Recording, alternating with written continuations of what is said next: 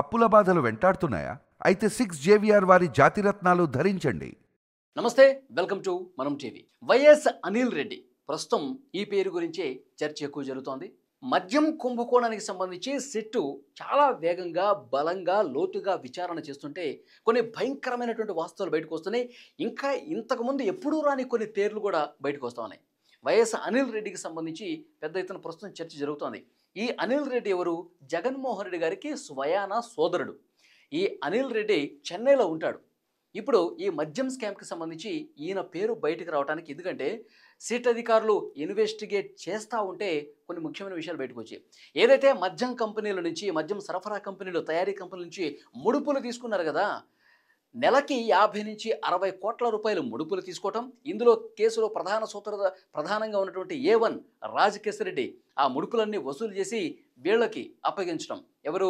ఈ జగన్మోహన్ రెడ్డికి సోదరుడు అనిల్ రెడ్డికి, అలాగే ధనంజయ రెడ్డికి, గోవిందప్ప బాలాజీ, కృష్ణమోహన్ రెడ్డి, విజయసాయిరెడ్డి, మిథున్ రెడ్డి, ఇలాంటి కీ మెంబర్స్ ఉన్నారు కదా, వీళ్ళకి ఇస్తూ ఉన్నారు. ఇందులో ఈ కీ మెంబర్స్లో ఇప్పుడు వైఎస్ అనిల్ రెడ్డి కూడా. అనిల్ రెడ్డి అంటే ఆయన జగన్మోహన్ రెడ్డి గారి పెదనాన్న జార్జి రెడ్డి ఉన్నాడు, వారి రెండో కుమారుడు అనమాట ఈ అనిల్ రెడ్డి. సో జగన్మోహన్ రెడ్డి గారికి అత్యంత సన్నిహితంగా ఉంటాడు, కుటుంబ సభ్యుడే. సో చెన్నైలో ఉండి మొత్తం నడిపిస్తూ ఉంటాడని చెప్పి ఒక ప్రచారం ఇప్పుడు బయటకు వస్తుంది. ఈ మద్యం కుంభకోణానికి సంబంధించి కూడా ఈయన పాత్ర తేటతెల్లమైంది. ఈయన జగన్మోహన్ రెడ్డి గారికి ముడుపులు వెళ్ళటంలో చాలా క్రియాశీలకంగా వ్యవహరించాడంట. వీళ్ళందరూ ఈ కీ మెంబర్స్లో చాలా ప్రముఖ పాత్ర పోషించినట్టుగా తెలుస్తోంది. ఈ అనిల్ రెడ్డి పిఏ దేవరాజు ఉన్నాడు. ఈ దేవరాజుని 3 రోజులుగా విచారిస్తూ ఉన్నారు పోలీసులు.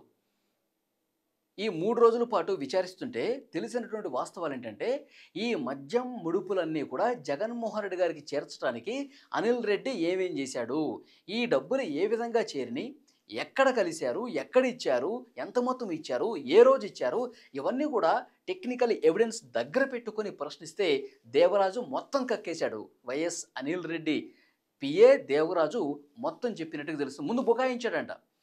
అసలు నాకు తెలియదు, అసలు నాకు చేస్తూ నాకేం సంబంధం, నేను అనిల్ రెడ్డి పిఏ, ఆయన ఎక్కడికి వెళ్తూ ఉంటాడు, ఎవరిని కలుస్తూ ఉంటాడు, ఇది మాత్రం నేను ఫిక్స్ చేస్తుంటా, ఈ సమాచారం మాత్రమే నాకు తెలుసు, ఈ మద్యం కుంభకోణం ఏంటి, ఈ డబ్బులు అంటే నాకు తెలియదు అని చెప్పేసి అతను ముందు బుకాయించాడు. తర్వాత సిట్ అధికారులు క్లియర్గా ఇన్వెస్టిగేట్లో ఆధారాలు ముందు పెట్టి ప్రశ్నించారు. పలానా రోజు రాత్రి 9:30 మీరు పలానా వ్యక్తిని కలిశారు, ఎందుకు కలిశారు, మీరు పలానా వ్యక్తితో ఫోన్లో మాట్లాడారు, ఏం మాట్లాడారు, ఇవన్నీ కూడా ఆధారాలు ముందు పెట్టి ప్రశ్నిస్తే నీళ్లు నమ్మినాడు. చాలా స్పష్టంగా ఆధారాలు పోలీసులు సంపాదించారు. సిట్ అధికారులు మద్యం కుంభకోణానికి సంబంధించి అతి పెద్ద పాత్ర వైఎస్ అనిల్ రెడ్డిది ఉంది.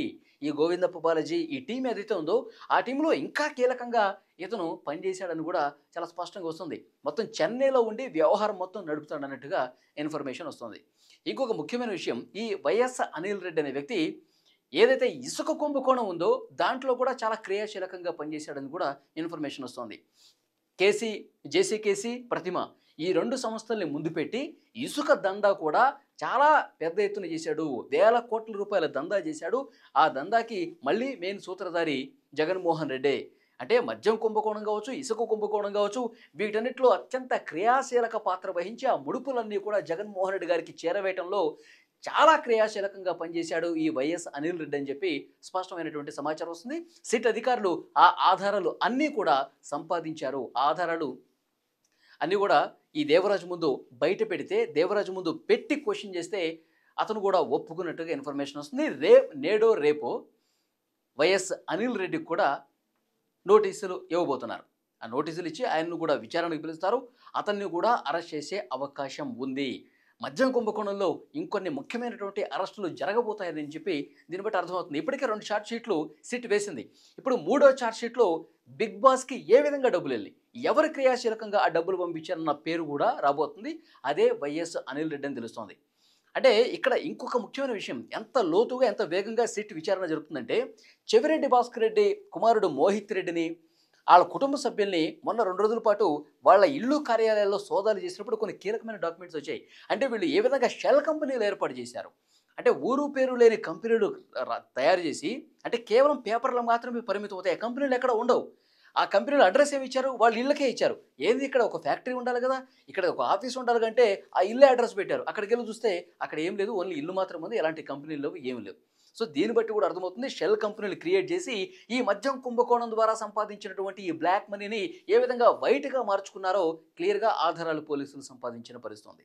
సో డెఫినెట్గా చెవిరెడ్డి భాస్కర్ రెడ్డి అరెస్ట్ అయ్యాడు, వెంకటేష్ నాయుడు అరెస్ట్ అయ్యాడు, ఇప్పుడు మోహిత్ రెడ్డి వంతు వచ్చింది, అలాగే వైఎస్ అనిల్ రెడ్డి, ఇలాంటి కొంతమంది ముఖ్యమైన వ్యక్తులు ఉన్నారు. ఇంకా వీళ్ళను కూడా అరెస్ట్ చేస్తారు. ఆ తర్వాత బిగ్ బాస్ వరకు వెళ్తుంది. ఆయనకి వ్యతిరేకంగా ఆయనకి సంబంధించినటువంటి ఆధారాలు కూడా, బలమైనటువంటి ఆధారాలు కూడా సిట్ సంపాదిస్తున్నట్టుగా తెలుస్తోంది.